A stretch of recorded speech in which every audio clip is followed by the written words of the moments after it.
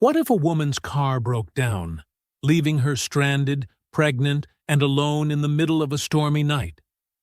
For her, this nightmare became a reality, until the headlights pierced through the rain-soaked darkness, and out stepped Travis Kelce, turning the moment of despair. Sarah leaned against the hood of her car, her breath catching as pain rippled through her body. The once quiet stretch of road now felt endless, lined by shadowy trees and cloaked in the ominous approach of a storm. Her car, motionless and useless, sat with its hood open, steam curling upward into the darkening sky. She clutched her belly instinctively, whispering to her unborn child, "Not now, baby. Please, not now." Her phone lay useless in her hand, its screen dark. The battery had died just minutes earlier, cutting off her last hope of reaching anyone for help. Cars whizzed by, headlights cutting through the growing gloom, but none slowed down. A sleek black SUV had slowed briefly, and for a fleeting moment, hope flickered in her chest. But it sped away just as quickly, the driver's indifferent glance crushing her spirit. Tears blurred her vision as she wiped them away, her frustration mingling with fear. Her parents' house was supposed to be a safe haven, the place she would go before the baby arrived. But now, she was stranded in the middle of nowhere, her due date looming like the storm clouds above. Another contraction hit, and she doubled over, gripping the edge of the car. The sound of an approaching engine broke through her thoughts, louder and closer than before. Her heart raced as she turned toward the headlights in the distance. This time the vehicle slowed, pulling over to the side of the road just a few feet from her. The faint rumble of the engine cut off, and the driver's door opened. A tall figure emerged, his casual stride betraying a sense of purpose. Dressed in a hoodie and baseball cap, the man's face was partially obscured, but his voice, calm and steady, broke through the tension. "Are you okay?" Sarah blinked, momentarily stunned. She recognized him almost immediately, but her mind refused to believe it. It wasn't possible, was it? My car," she stammered, gesturing toward the smoking hood. "My phone's dead, and She clutched her belly, her face contorting with pain. The man stepped closer, his concern obvious. "Let's get you some help," he said, his tone firm but kind. He glanced at the car, and then at the sky, where the first drops of rain began to fall. "We don't have much time. Come on." Sarah hesitated, her mind racing. Could she trust him? But the sincerity in his voice, the quiet authority, left no room for doubt.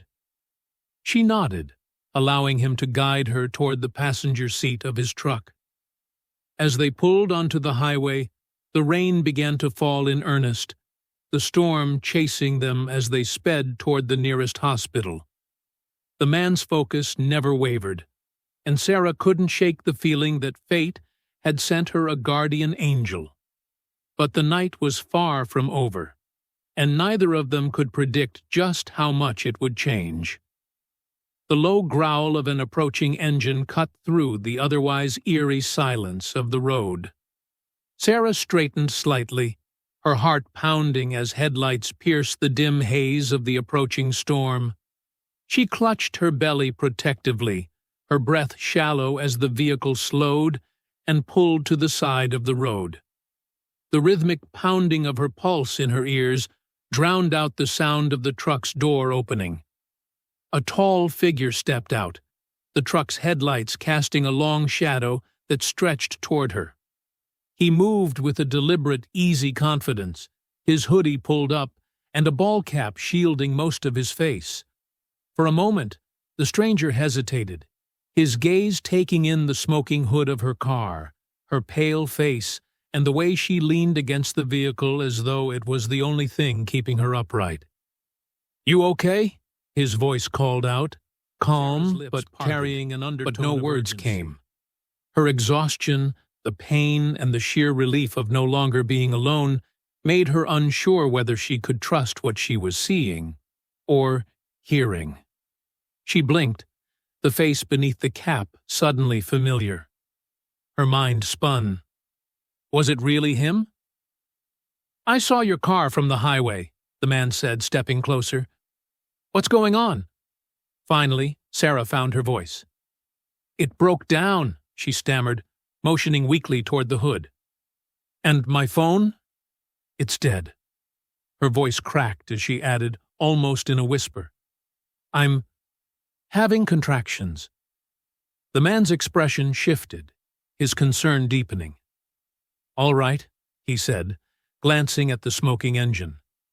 He crouched briefly to inspect it, his movements quick and sure. After a moment, he stood, shaking his head.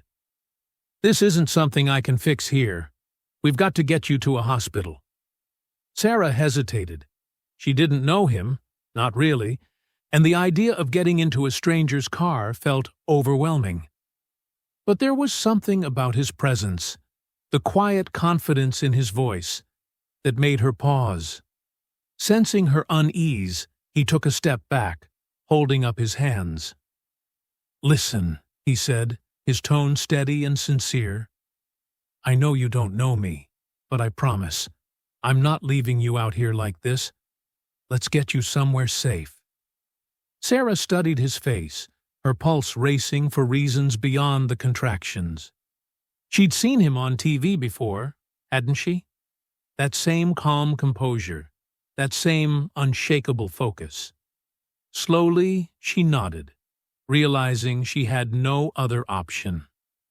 All right, she said, her voice barely above a whisper. He helped her into the passenger seat of his truck, his movements careful but swift, as the first drops of rain began to fall. Closing the door, he jogged around to the driver's side and climbed in. As the truck roared back onto the highway, the storm began to chase them, the rain pelting the windshield. The man glanced at Sarah briefly, his jaw set with determination. We'll get you there, he said firmly, his hands gripping the wheel. Sarah leaned back, her heart pounding as she realized this wasn't just a chance encounter, it was something much bigger. The rain came down in torrents, pounding against the windshield with relentless force. The wipers worked furiously, but the view ahead was still a blur of streaking lights and shadows. Inside the truck, the atmosphere was tense but focused. Travis Kelce's hands gripped the steering wheel firmly, his knuckles taut but steady. Beside him, Sarah clutched the door handle, her breaths shallow and uneven as another contraction seized her. Deep breaths, Kelce said, glancing at her briefly before returning his eyes to the road. His voice was calm, cutting through the sound of the storm like a lifeline. We're making good time. You've got this.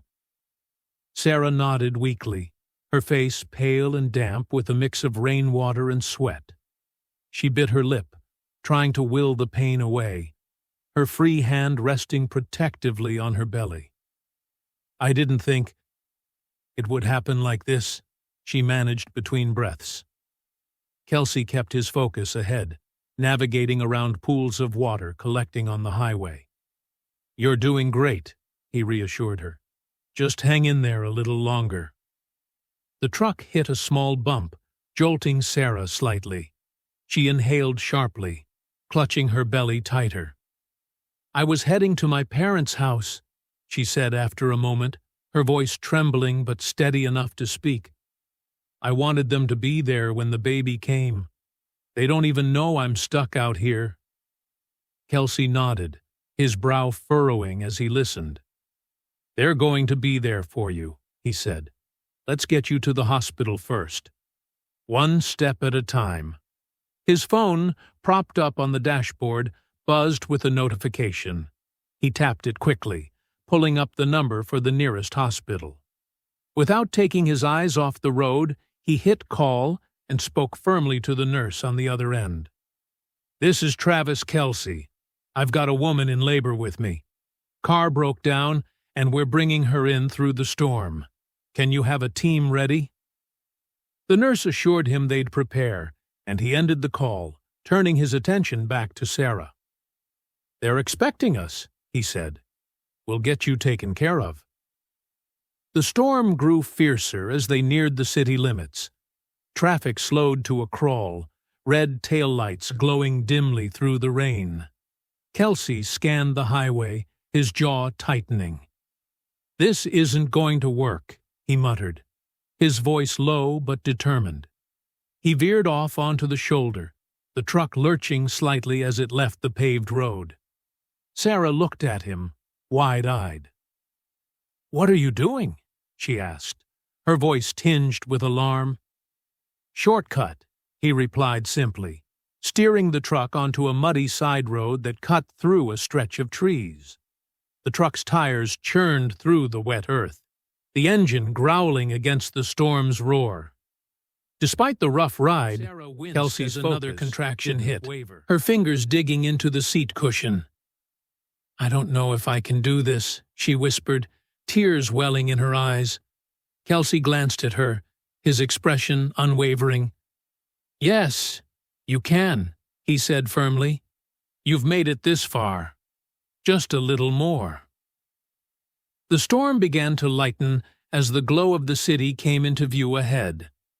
Kelce's truck, caked in mud and rain, roared back onto the main road, pushing through the final stretch. Sarah exhaled shakily, clutching her belly as relief and fear battled within her. The hospital's emergency lights shone brightly through the rain, growing larger with every passing second.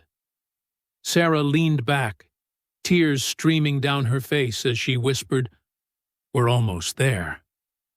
Kelce nodded, his lips curving into a faint smile. "Almost there," he said, his voice steady. But in the back of his mind, he knew this night wasn't over yet. The truck screeched to a halt under the bright emergency entrance lights of the hospital. Rain still pounded the windshield, the storm refusing to relent. Travis Kelce jumped out of the driver's seat, pulling his hoodie tighter against the downpour as he ran to the passenger side. He opened the door swiftly but gently, extending his hand to Sarah, whose face was pale with exhaustion and pain. The sliding glass doors of the emergency room opened with a soft hiss, and two nurses rushed out with a wheelchair. "We've got her," one of them said firmly, her voice cutting through the chaos of the rain and distant thunder. Kelce helped guide Sarah into the chair, his hands steady on her shoulders as she settled in. Sarah's voice trembled as she looked up at him, tears mixing with the raindrops on her face. "I don't even know how to thank you," she said, her words choked with emotion. Kelce shook his head with a small, reassuring smile. "You don't need to thank me," he said softly. "You've got this. Go be amazing." As the nurses wheeled Sarah into the hospital, Kelce stood there for a moment, letting the rain soak through his hoodie. He took a deep breath, his eyes following her until the sliding doors closed behind them. Inside the waiting area, the quiet hum of late-night hospital activity surrounded him. He found a corner seat, pulling out his phone to scroll aimlessly, his thoughts still with Sarah. It wasn't long before a nurse approached him, her face lighting up in recognition. "You're Travis Kelce, aren't you?" she asked, her tone equal parts disbelief and admiration. Kelce offered a polite nod, clearly not seeking attention. "Just here to make sure she's okay," he replied simply, his humility evident. Word began to spread quickly among the staff. A doctor paused by the desk, whispering something to a nurse. A few staff members peeked discreetly around corners, their whispers carrying a mix of awe and gratitude. In the waiting area, a man sitting with his young daughter leaned forward, catching part of the conversation.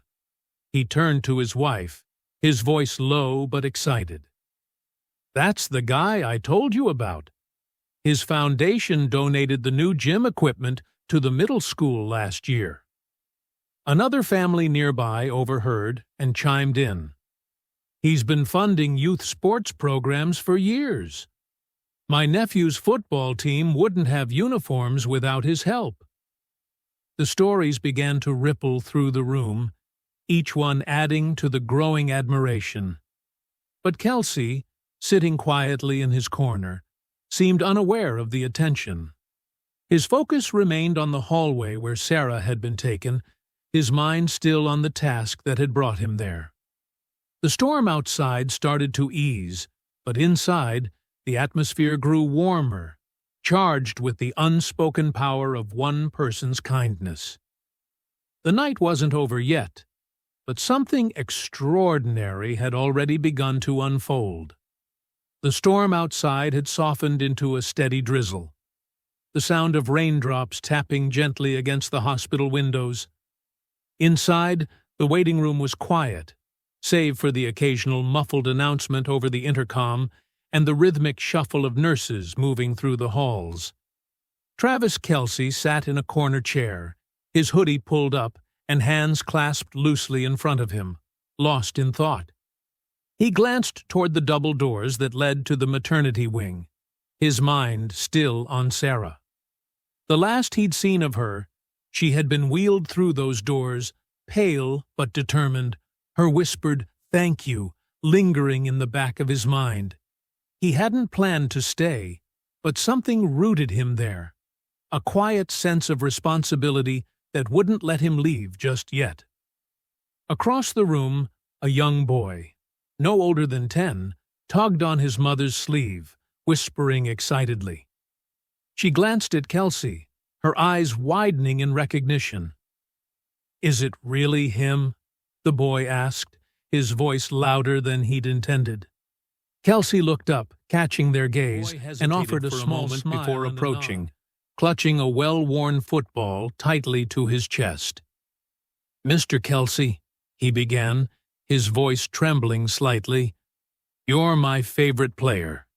Can I have your autograph?"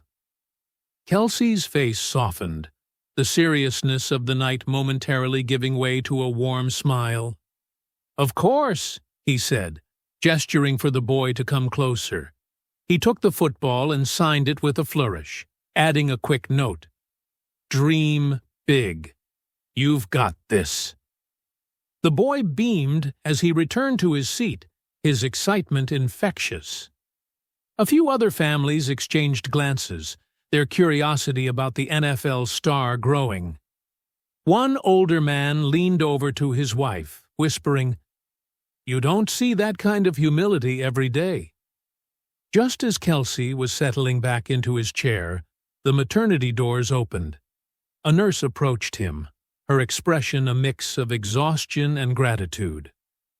"She wanted me to let you know," the nurse said softly. "It's a boy. Both mom and baby are doing great." Kelce exhaled a breath he didn't realize he was holding, a genuine smile breaking across his face. "That's good to hear," he replied, his voice warm with relief. The nurse hesitated, then added, "She named him Travis." For a moment, Kelce was speechless, the weight of the gesture sinking in. He nodded, his voice low but filled with sincerity. "Tell her she's amazing, and thank you for taking care of her." As the nurse disappeared back through the doors, Kelce stood and stretched, ready to head out. But before leaving, he turned back to the families in the room, his gaze sweeping across them with quiet encouragement. It wasn't about the headlines or recognition. It was about moments like this, where small acts of kindness could ripple into something far greater.